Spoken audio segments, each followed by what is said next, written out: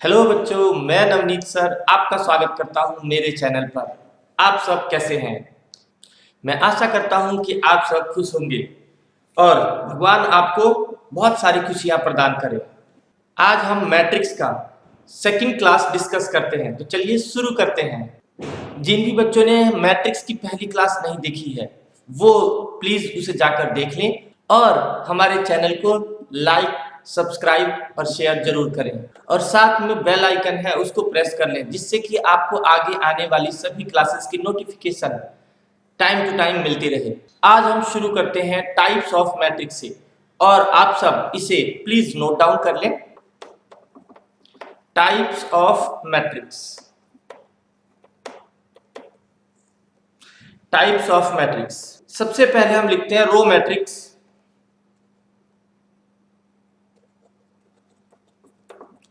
Raw matrix, इसमें याद रखना है ये ऐसा मैट्रिक्स होगा जिसमें ओनली वन रो होगा।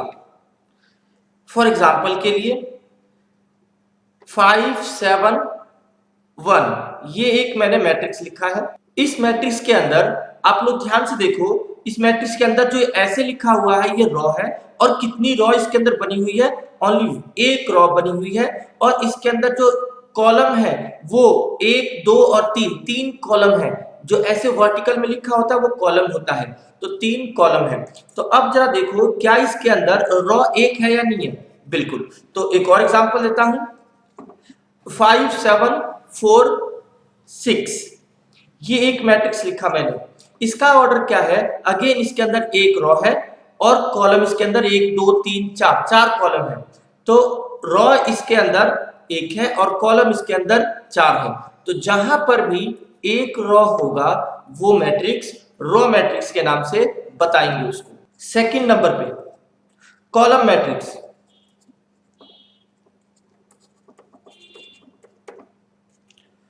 कॉलम मैट्रिक्स, इसके अंदर ओनली वन कॉलम होगा। इसके अंदर ओनली वन कॉलम होगा। एग्जाम्पल लिखते हैं 5 10 15। 5 10 15, अगर मेरे से कोई पूछे कि इसका ऑर्डर क्या होगा, तो इसका ऑर्डर होगा इसके अंदर रॉ 1 2 3 है तो 3 इसके अंदर रॉ लिखे जाएंगे और कॉलम इसके अंदर एक ही कॉलम है तो कॉलम इसके अंदर 1 होगा। तो जिस भी मैट्रिक्स के अंदर ओनली वन कॉलम होता है उस मैट्रिक्स को हम बोलते हैं कॉलम मैट्रिक्स। एक और एग्जांपल लिखते हैं 10 और 12, ये अगेन एक मैट्रिक्स है। इसका ऑर्डर क्या होगा 2 into 1, तो ये भी इसी चीज का एग्जांपल हो गया। थर्ड मैट्रिक्स की बात करते हैं, तो ये मैट्रिक्स हो गया हमारे पास square square matrix. Square matrix, और जो ये स्क्वायर मैट्रिक्स है इसके अंदर क्या याद रखना है कि जितने इसके अंदर रो होंगे उतने ही इसके अंदर कॉलम होंगे। रो और कॉलम के जो नंबर्स है वो इक्वल होंगे, नंबर ऑफ रो और नंबर ऑफ कॉलम्स इक्वल होंगे। अब जैसे एग्जांपल इसका लेते हैं तो 7 4 1 और 6, इसका ऑर्डर देखते हैं क्या होगा। इसका ऑर्डर होगा, इसमें 2 रॉ बनी हुई है तो रॉ इसके 2 हो गए और कॉलम भी इसके अंदर 2 बना हुआ है तो इसके अंदर कॉलम हो गए 2। तो बताओ 2 रॉ है और 2 ही इसके अंदर कॉलम है, तो क्या ये आपस में इक्वल है या नहीं है। जितने रॉ है उतने ही कॉलम है, तो ऐसे मैट्रिक्स को बोलते हैं स्क्वायर मैट्रिक्स। ऐसे मैट्रिक्स को बोलते हैं स्क्वायर मैट्रिक्स। और अब हम बोलते हैं एक और एग्जांपल 7 4 5 6 9 2 1 4 3। अब ये जो मैट्रिक्स है इस मैट्रिक्स के अंदर 3 इसके अंदर ऐसे रॉ बनी हुई है, तो इसका ऑर्डर लिखना हो तो 3 इसका हो गया रॉ और कॉलम भी इसके अंदर 3 है तो कॉलम हम लिखेंगे 3। तो इसके अंदर भी ये दोनों आपस में इक्वल है। ये एग्जांपल होगा किसका, स्क्वायर मैट्रिक्स का। ठीक है,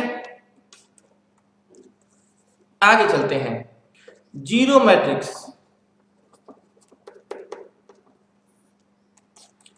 जीरो मैट्रिक्स वो मैट्रिक्स होगा जिसके अंदर ऑल एलिमेंट्स जो हैं वो होंगे आर इक्वल टू जीरो। सारे एलिमेंट की वैल्यू होगी जीरो के इक्वल, ऑल एलिमेंट की वैल्यू ये जीरो के इक्वल होगी। एग्जाम्पल देखते हैं इसका। तो कोई भी, ये जीरो मैट्रिक्स है। नॉर्मली हम जीरो मैट्रिक्स को ओ से डिनोट करते हैं, ओ से इसको डिनोट करते हैं। अगेन ये कैसा भी मैट्रिक्स हो सकता है। क्या मतलब है कैसा मैट्रिक्स होने का? यानी ये कितने भी नंबर वाला, कितने भी ऑर्डर वाला ये मैट्रिक्स हो सकता है। चाहे इसका ऑर्डर 2 इंटू 2 हो, चाहे इसका ऑर्डर 2 इंटू 3 हो, चाहे इसका ऑर्डर ऐसा भी हो सकता है 2 इंटू 1। तो कैसे भी ऑर्डर का ये जीरो मैट्रिक्स हो सकता है। बस पहचान क्या है इसके अंदर, ऑल एलिमेंट जो है वो सारे नंबर जीरो होंगे, सारे नंबर जीरो होंगे। और ये कैसा लेना है वो क्वेश्चन के अकॉर्डिंग डिस्कस होता है कि क्वेश्चन में जैसा ऑर्डर है उसके अकॉर्डिंग सवाल सॉल्व करते हैं। जीरो मैट्रिक्स के बाद हम बात करते हैं डायगोनल मैट्रिक्स। डायगोनल मैट्रिक्स, ये मैट्रिक्स होता है, इसको हम ऐसे लिखते हैं 5 4। अगर कभी ऐसे दे रखा हो तो हम इसको जब मैट्रिक्स फॉर्मेट में लिखेंगे तो इसको इस तरह से लिखेंगे 5 0 0 4। मतलब इन नंबर्स को, जो ये नंबर्स है, आपको ऐसे डायगोनल में लिखना है, ऐसे डायगोनल में लिखना है और इसके अलावा बाकी नंबर्स को जीरो रखना है। इस डायगोनल के अलावा बाकी नंबर्स को जीरो रखना है। सर क्या डायगोनल ऐसे नहीं लिख सकते? तो बिल्कुल नहीं लिख सकते हम, ठीक है। एक और एग्जांपल लेता हूं, 5 9 7 5 9 7। इसको कैसे लिखेंगे? 5 0 0 0 9 0 0 0 7, ऐसे लिखेंगे इस डायगोनल मैट्रिक्स को। इट मींस अगेन ये जो नंबर लिखे हैं ये आपको नंबर सीधा डायगोनल में लिखने हैं और इसके अलावा बाकी सारे नंबर जीरो होने चाहिए। इसके अलावा बाकी सारे एलिमेंट जीरो लेने हैं, ठीक है। हमारे पास ऐसे लिखा होगा क्वेश्चन के अंदर कि आप इसको डायगोनल ये मैट्रिक्स बना के दिखाओ, डायगोनल ये मैट्रिक्स बना के दिखाओ। एक और एग्जांपल लेते हैं। अगर हमारे पास ऐसे लिखा हो कि डायगोनल 1 2 4, ये सिंपल ब्रैकेट है ये, तो इसको हम कैसे लिखेंगे?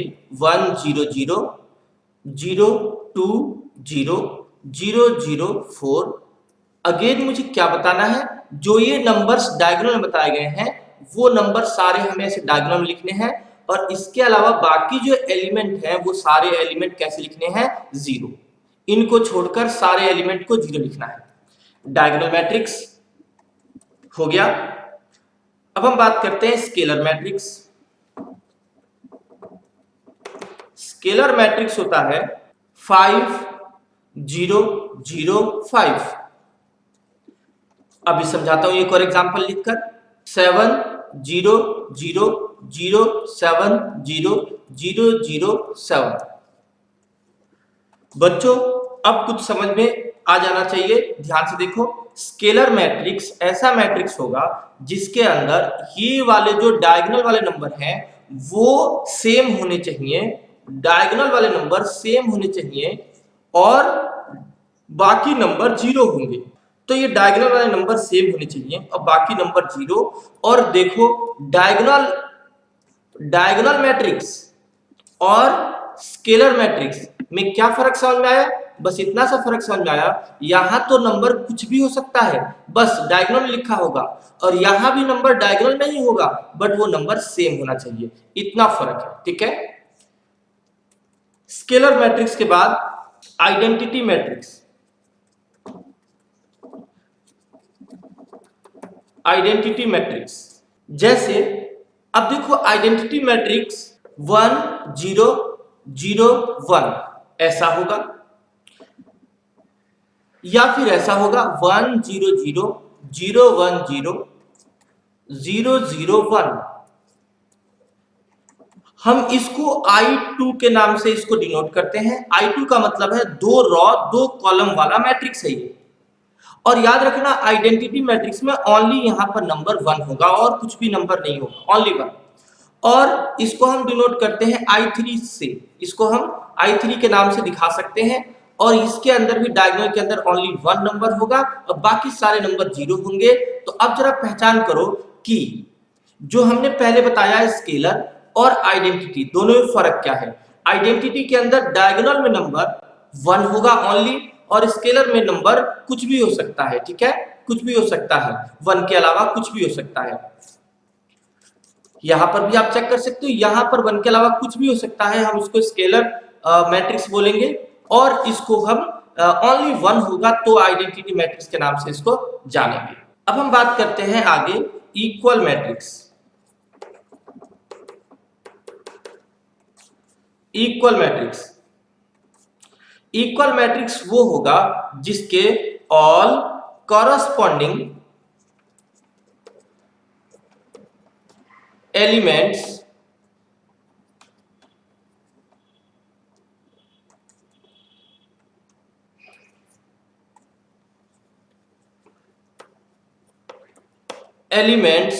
Are same.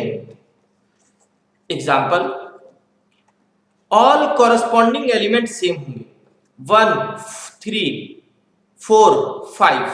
ये मैट्रिक्स इक्वल होगा 1 3 4 5 के। इसका मतलब क्या हुआ, बिल्कुल पहला नंबर पहले से इक्वल होना चाहिए, दूसरा नंबर दूसरे के, तीसरा तीसरे के, चौथा चौथे के। ऐसे मैट्रिक्स को क्या बोलोगी कि ये बिल्कुल आपस में इक्वल मैट्रिक्स है अगर उनके सारे नंबर उस पोजीशन वाले, कॉरस्पॉन्डिंग का मतलब क्या हुआ, सेम पोजीशन वाले नंबर अगर आपस में इक्वल हुए तो। ठीक है, अब हम बात करते हैं singular matrix. Singular matrix,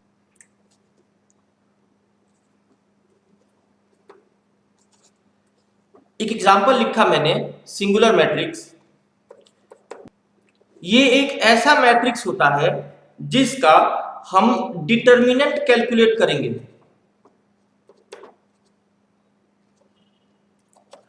determinant calculate करेंगे। डिटर्मिनेंट कैसे कैलकुलेट होता है वो सुनो, हम इसको ऐसे शो करते हैं, ये मोड का निशान लगा के, ठीक है, इसको हम डिटर्मिनेंट बोलते हैं। 4 2 10 5 ये डिटर्मिनेंट है, और ये मोड लगा के लिख दिया हमने। पहले मैट्रिक्स के अंदर ऐसे फोल्डेड ब्रैकेट था और अब हमने इसको वर्टिकल ब्रैकेट में लिख दिया, ठीक है, वर्टिकल ब्रैकेट्स में।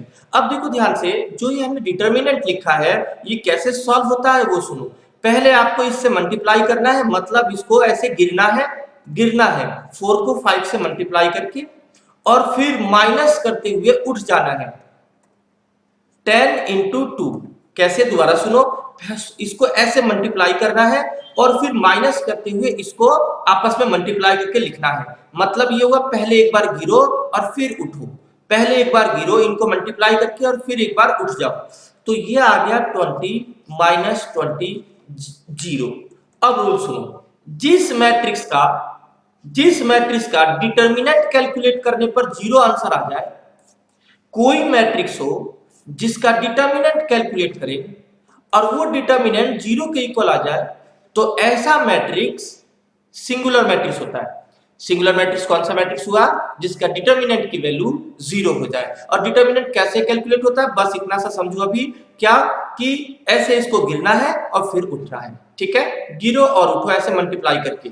आपके सामने है, 4 को 5 से मल्टीप्लाई करना है और 10 को 2 से मल्टीप्लाई करके इस तरह से माइनस करना। याद रखना पहले गिरने का ही काम करना है। ओके, तो यहां में अगर मैं समझाऊं कि सिंगुलर मैट्रिक्स कौन सा होगा, जिस मैट्रिक्स का डिटर्मिनेंट कैलकुलेट करेंगे और वो 0 के इक्वल होगा, तो then A is singular matrix. ये लाइन हम लिख लेंगे, अगर किसी मैट्रिक्स का डिटर्मिनेंट कैलकुलेट करके जीरो आ गया, डिटर्मिनेंट ये मोड से शो करते हैं, अगर जीरो आ गया तो then A is singular matrix बोला जाएगा। एक और सब मैट्रिक्स, सब मैट्रिक्स क्या होता है? 4 5 6 7 8 11 2 3 4। अज्यूम करो कि ये एक हमारे पास मैट्रिक्स है, ठीक है, और इस मैट्रिक्स के अंदर सब मैट्रिक्स बता रहा हूं मैं, एक ये मैट्रिक्स है और एक हमारे पास ये मैट्रिक्स है, और इस मैट्रिक्स के अंदर हमने क्या करा, कुछ नंबर इसमें से सेलेक्ट कर लिए और उनको हमने कोई भी कुछ नंबर इसमें से और सेलेक्ट करके और एक और बी मैट्रिक्स बना लिया 8 11 3 4। तो अब सुनो ध्यान से, क्या ये जो मैट्रिक्स बी बनाया है ये मैट्रिक्स इसी ए का पार्ट है या नहीं है? बिल्कुल है, उसी ए मैट्रिक्स का ही पार्ट है। तो ऐसा मैट्रिक्स जो किसी बड़े मैट्रिक्स का ही एक पार्ट है उसको बोलते हैं बी इज सब मैट्रिक्स ऑफ ए का, बी इज सब मैट्रिक्स ऑफ ए, यानी ए का सब मैट्रिक्स कौन है? बी। शॉर्ट में बोलो तो बी जो है वो ए का ही एक छोटा पार्ट है, तो उस पार्ट वाले मैट्रिक्स को क्या बोलते हैं? सब मैट्रिक्स। चलो बच्चों, अब हम आगे क्वेश्चंस की प्रैक्टिस करते हैं। जो हमने फर्स्ट क्लास के अंदर जितने क्वेश्चंस करवाए थे उससे आगे के क्वेश्चंस हम कर रहे हैं, और 3.1 एक्सरसाइज का क्वेश्चन नंबर 6 से स्टार्ट करते हैं। क्वेश्चन नंबर 6 का मैं लिखता हूं सेकंड पार्ट। सेकंड पार्ट ये कहता है कि x और y और z की वैल्यू कैलकुलेट करनी है, और हमारे पास एक मैट्रिक्स गिवन है x plus y 2 5 plus z x Y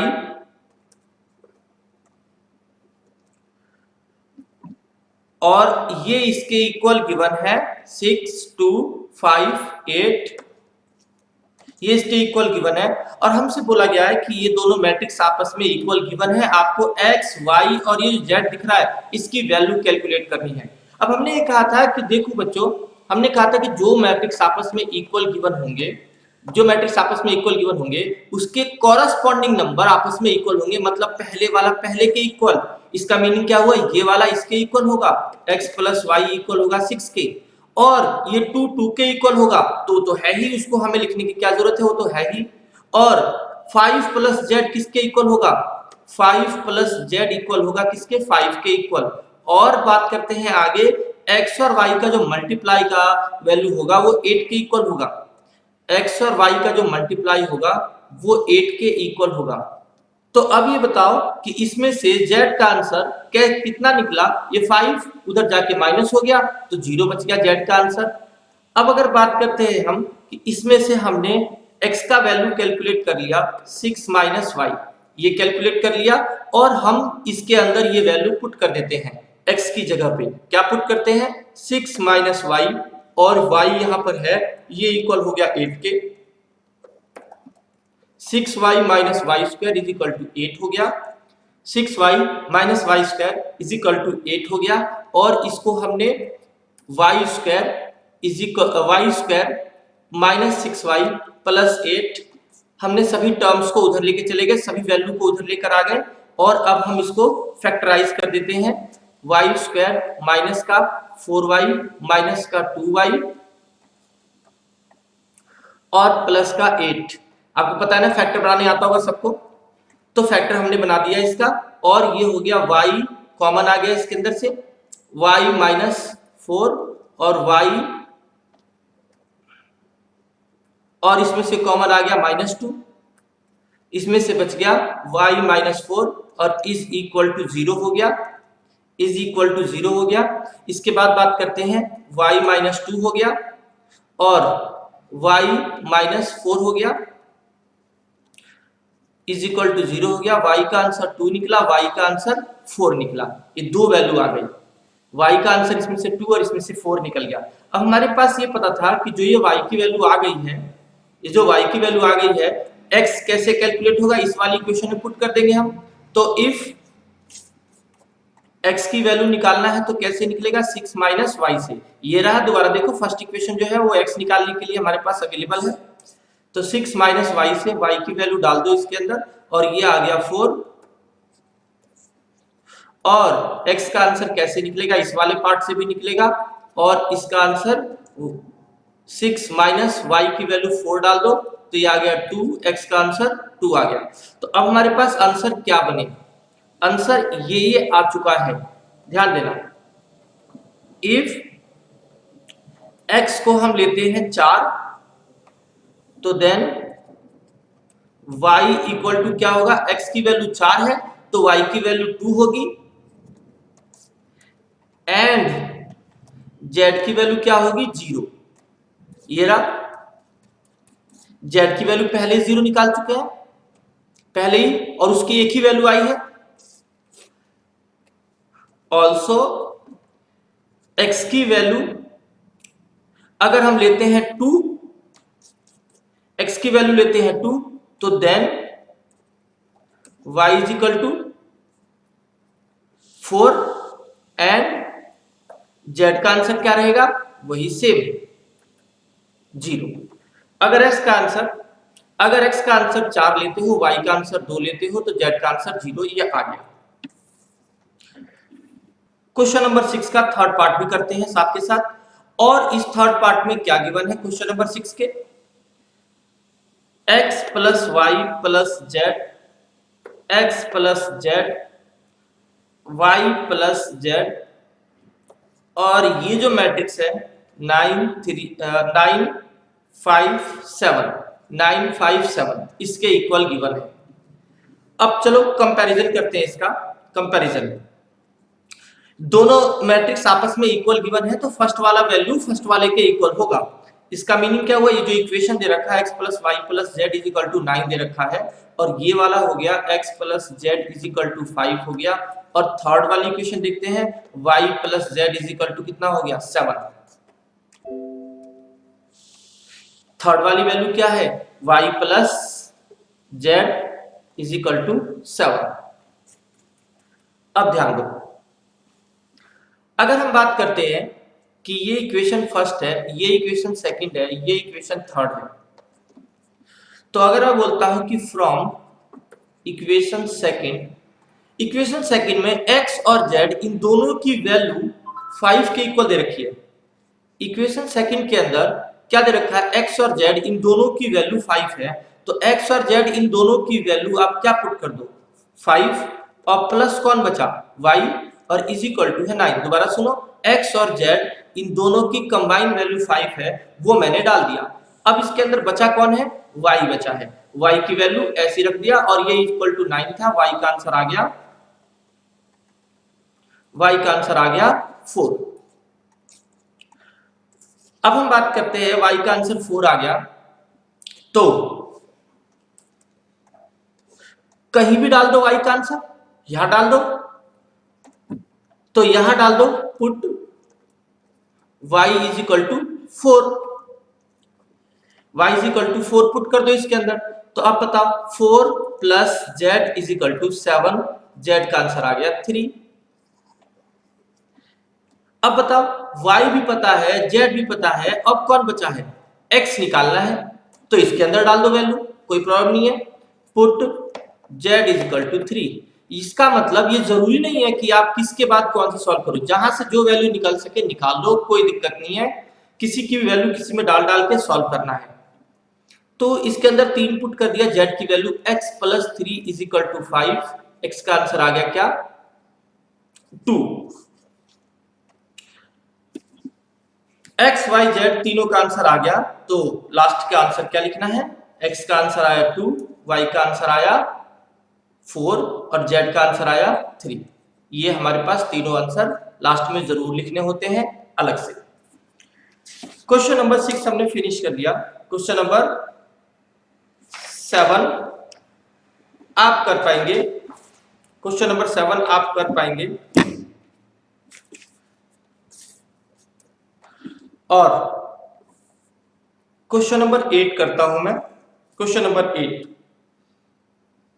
कहता है ए एक मैट्रिक्स है, एक मैट्रिक्स है और ये स्क्वायर मैट्रिक्स है, इसमें लिखा है AIJ। कहता है एक मैट्रिक्स है और उसके नंबर्स AIJ से डिनोट किए गए हैं, AIJ से उनको शो किया गया है, दिखाया गया है।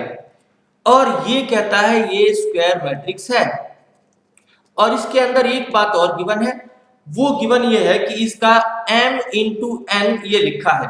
बच्चों ये जो m इंटू n लिखा है ये इसका ऑर्डर होता है, ठीक है, ऑर्डर। तो ये ऑर्डर बताया है m इंटू n। अगर ये ऑर्डर बता रखा है तो ये सोचो कि अगर ये स्क्वायर मैट्रिक्स क्वेश्चन में गिवन है हमारे पास, तो ये रूल होता है कि स्क्वायर मैट्रिक्स के अंदर जो रॉ और जो कॉलम होता है वो आपस में इक्वल होता है, ठीक है। इसका मतलब क्या हुआ, जो ये m है और ये n है आपस में इक्वल होंगे, क्योंकि स्क्वायर मैट्रिक्स कैसा होता है, थोड़ी देर पहले बताया था, जैसे या तो 2 इंटू 2 होगा या फिर 3 इंटू 3 होगा या फिर 4 इंटू 4 होगा, जितने रॉ उतने कॉलम, जितने रॉ उतने कॉलम, ठीक है। तो इस रूल के अकॉर्डिंग अगर ये भी स्क्वायर मैट्रिक्स बता रखा है तो फिर ऐसे में ये m और n आपस में क्या होंगे, इक्वल होंगे। बिकॉज क्या रीजन है, because it is square matrix.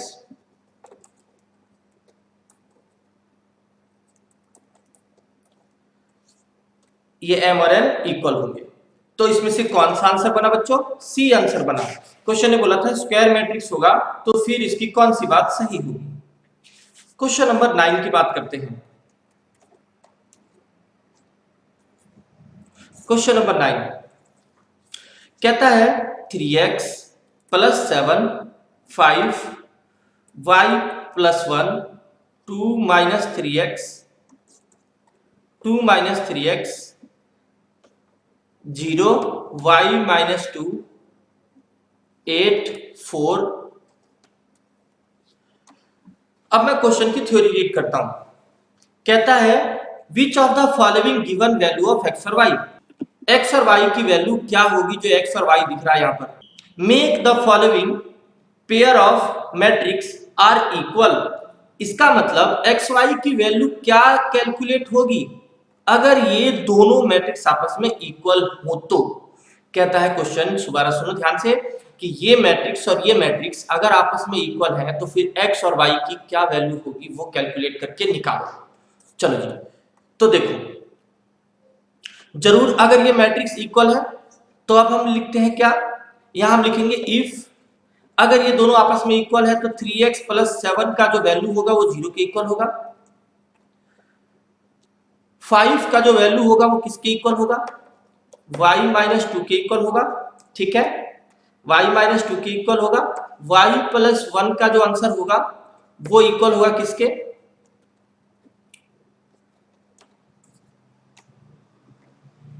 y plus 1 का जो आंसर होगा वो होगा किसके इक्वल, 8 के इक्वल होगा। और लास्ट कौन सा बचा, 2 माइनस 3x के इक्वल होगा 4 के, 2 माइनस 3x इक्वल होगा 4 के, 2 माइनस 3x 4 के इक्वल होगा। अब सुनो, इसमें से x का आंसर निकालते हैं तो x का आंसर कैसे निकलेगा, -7/3, ये -7 आ गया इधर। इसमें से y का आंसर निकालते हैं, y का आंसर आ गया 7। इसमें से y का आंसर निकालते हैं, y का आंसर आ गया, ये 2 इधर आ गया तो क्या बन गया 7। और इसमें से भी y का आंसर निकालते हैं, y का आंसर ये 1 उधर जाके माइनस हो गया तो बचा 7। और यहां से x का आंसर निकालते हैं यहां से, तो 3x माइनस में इज इक्वल टू हो गया कितना, ये 2 इधर आके माइनस कर लो और अब इसमें 2 बचा, x का आंसर निकालोगे तो -2/3, ये माइनस उस साइड चला गया, ठीक है, और डिवाइड में 3 आ गया, -2/3। अब जरा सोचने की बात यह है इसके अंदर कि एक क्वेश्चन को हमने सॉल्व किया, इसमें से हमारे पास पहला पार्ट, जरा मैं ये ऑब्जेक्टिव क्वेश्चन है उसके आंसर के सारे पार्ट लिखता हूं फिर उसके बाद बताता हूं। x का आंसर -1/3, y का answer 7। Second part not possible, third part y का आंसर 7, x का आंसर -2/3। और फोर्थ पार्ट जो आंसर है वो है x का आंसर, क्वेश्चन में गिवन है ये आंसर, ऑब्जेक्टिव क्वेश्चन है ये, और इसमें हमें कौन सा आंसर सही है वो पहचानना है। y का आंसर -2/3, -2/3। चलो अब देखो ध्यान से जरा, पहले तो ये बताता हूं, ये कहता है कि x का आंसर 1/3 माइनस में और y का आंसर 7। अगर हम ध्यान से देखें तो x का आंसर -1/3 तो कहीं आया ही नहीं है, तो ये हमारा आंसर तो नहीं है। ठीक है, ये हमारा आंसर तो बिल्कुल नहीं है। ठीक है, अगले आंसर पे बात करते हैं, इसको छोड़ देते हैं अभी, पहले इसको बात करते हैं। ये कहता है कि x का आंसर y का आंसर 7, ये कहता है y का आंसर 7 और x का आंसर -2/3। बच्चों ये कहता है y का आंसर 7 और x का आंसर -2/3। अब ध्यान से देखो, x का आंसर -2/3 आया है, ठीक है, और y का आंसर 7 भी आया है, बट एक बात समझना ध्यान से, छोटी सी बात क्या है वो ध्यान दो। अगर मैं x का आंसर -2/3 इस सवाल के अंदर भरता हूं, -2/3 भरता हूं, तो ये सॉल्व करके 4 आ जाएगा, कोई प्रॉब्लम नहीं है। लेकिन यहां भी भरूंगा मैं x का आंसर -2/3, दोबारा सुनो, x का आंसर -2/3 यहां भरता हूं तो ये वाला नंबर 0 नहीं आ रहा है, क्योंकि इसी सवाल के अंदर हमने x का यहां से जब आंसर निकाला तो कुछ और आंसर आया, और यहां से जब आंसर निकाला तो कुछ और आंसर आया। तो रूल सुनो, अगर x की वैल्यू ये वाली मानोगे तो ये तो सही हो जाएगा, बट ये वाला गलत हो जाएगा, तो फिर तो ये सवाल सही नहीं हो पाएगा। रीजन क्या है, x की वैल्यू यहां भरनी है तो यहां भी भरनी पड़ेगी, तो यहां भरते ही वो मैच, यहां भर रहे हो तो यहां भी भरनी पड़ेगी, और यहां भरते ही ये मैच नहीं हो रहा। अब ये सुनो, तो रूल क्या है, रूल ये है कि अगर एक ही सवाल में कहीं दो जगह से x का आंसर आया, यहां से भी आ गया आंसर, यहां से भी आ गया आंसर, तो या तो वो दोनों आंसर बिल्कुल सेम होंगे तब तो ठीक है, और अगर कहीं वो दोनों आंसर अलग अलग हो गए तो फिर वो आंसर नहीं माना जाएगा कोई सा भी। ठीक है, क्योंकि एक नंबर को जब यहां भरोगे तो एक सही बनेगा, दूसरा गलत हो जाएगा, और जब दूसरे को भरोगे तो ये वाला सही बन जाएगा, फिर ये गलत हो जाएगा। तो इट मींस, इसका मतलब क्या है, इसका मतलब ये है कि जब एक ही सवाल से x के दो जगह से वैल्यू निकली या y की दो जगह से वैल्यू निकली तो वो दोनों वैल्यूज सेम होनी चाहिए हमेशा। इसका मतलब क्या है, y में तो ये बात बिल्कुल ठीक हो रही है, हमने y का आंसर यहां से निकाला और हमने y का आंसर इसमें से भी निकाला। ठीक है, देखो इसका कंपेयर करके निकाला तो ये 7 आया, और दूसरे का भी निकाला 7 आया, तो y में तो ये बात फिट हो रही है, बट x में ये बात फिट नहीं हो रही है। इसका मतलब क्योंकि x के दो अलग अलग आंसर आ गए तो फिर x का आंसर ये तो हम ले ही नहीं सकते, एक आंसर तो हो ही नहीं सकता ना, हम ये लेंगे तो दूसरा आंसर वो गलत हो जाएगा, और ये तो x का आंसर खैर है ही नहीं, तो ये भी हमारा आंसर नहीं हुआ, और आंसर फाइनली क्या रहा, नॉट पॉसिबल। इसका मतलब इस सवाल का आंसर निकालना मुश्किल है, नहीं निकल सकता, क्योंकि सेम सवाल से दो डिफरेंट वैल्यू नहीं आ सकती। ठीक है, दो। अब अगला question, question number 10, the number of all possible matrices of order 3 into 3 with each entry 0 1। Question का मीनिंग मैं बताता हूं, ध्यान से सुनो। कहता है all possible matrices कितने हो सकते हैं ऑफ ऑर्डर, क्या लेना उसका, 3 into 3। ऑल पॉसिबल मैट्रिक्स कितने बन सकते हैं, उसका ऑर्डर 3 into 3 होना चाहिए। मैंने कहा अच्छा 1 2 3, ये इसका ऑर्डर होना चाहिए। अब ये कहता है विद, ये लिखा है विद ईच एंट्री 0 और 1, 0 और 1। कहता है कि जो भी एंट्री, एंट्री का मतलब क्या हो गया, यहां पर एलिमेंट, यहां पर एंट्री का मीनिंग क्या हो गया, एलिमेंट। कहता है जो जो इसके अंदर आप मैट्रिक्स बनाओगे उसके अंदर हर एलिमेंट को, ईच एंड एलिमेंट को आप या तो जीरो लेना या फिर वन लेना। तो मुझे बताओ, अगर यहाँ पर या तो मैं जीरो लूंगा या फिर मैं लूंगा वन, और यहां पर भी यही एग्जाम्पल सुनो, zero zero zero zero zero zero zero zero zero, ये मैट्रिक्स बनाया, वन जीरो जीरो, और मैंने एक और मैट्रिक्स बनाया। कहता है हर एक नंबर को या तो कोई भी नंबर जो भरोगे या तो वो जीरो भरना या फिर वन भरना, और बदल बदल के। एक और जैसे एग्जांपल देखो, one one zero zero zero zero zero zero zero, ऐसे हर एक नंबर ओनली जीरो और वन से भरना है। और अब पूछा है कितने मैट्रिक्स ऐसे बना सकते हो, तो हमने कहा देखो जैसे 3 बनाया हमने, ठीक है, तो ऐसे और कितने बन जाएंगे, ये क्वेश्चन ने पूछा है। सवाल समझ में आ गया होगा कि ईच एलिमेंट को जीरो और वन भरना है।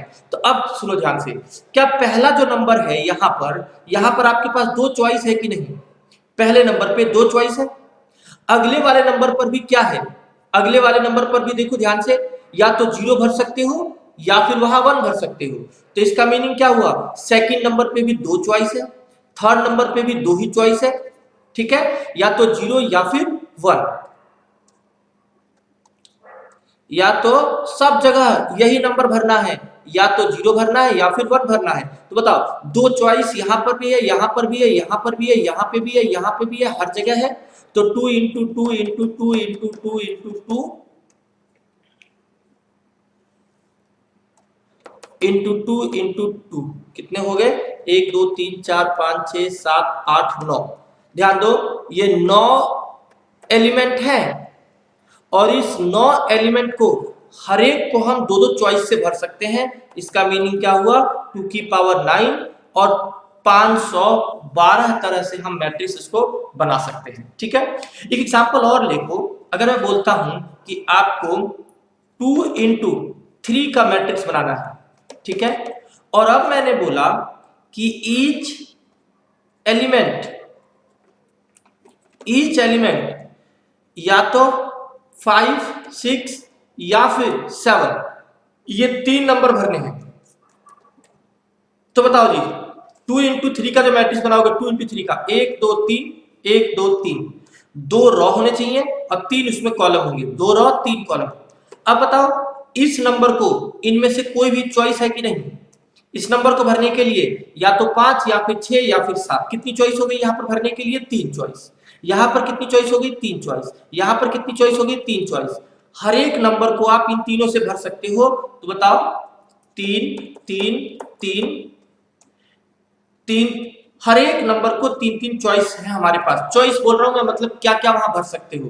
तो कितना हुआ? 3 की पावर 6, और इसे सॉल्व करके आंसर लिख देना।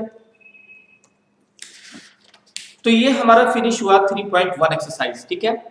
और अगर आप लोगों को वीडियो अच्छी लगी है तो प्लीज लाइक और सब्सक्राइब करें और बेल आइकन को प्रेस कर लें, जिससे आपको आगे वाली वीडियो जो आएगी वो आपको उसकी नोटिफिकेशन मिल जाए टाइमली। थैंक यू बच्चों, आप सबका सपोर्ट जरूरी है, ठीक है।